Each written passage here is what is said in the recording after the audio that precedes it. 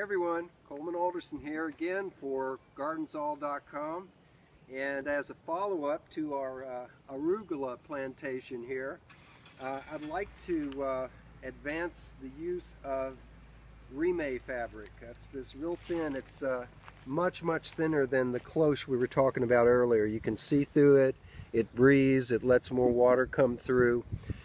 But what it does, it blocks out the intrusion of insects, and also provides a little bit of shade and frost protection. But I'm using it primarily because arugula is susceptible, particularly at the young tender age it's at right now, to being nibbled on by various insects.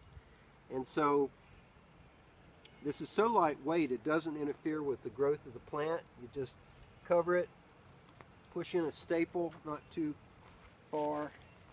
And by the way, as I mentioned it, we had a little intrusion with four-legged critters.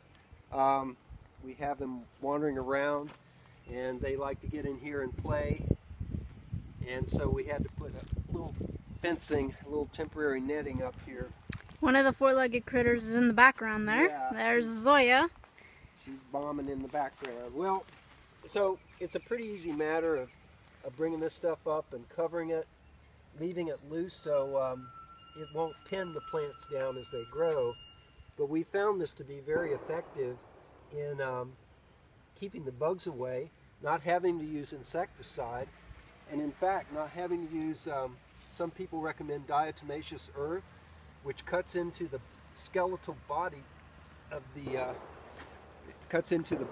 insects, and you know, that's fine, but it also affects the good insects. So we're just trying to go strictly with some sort of physical barrier.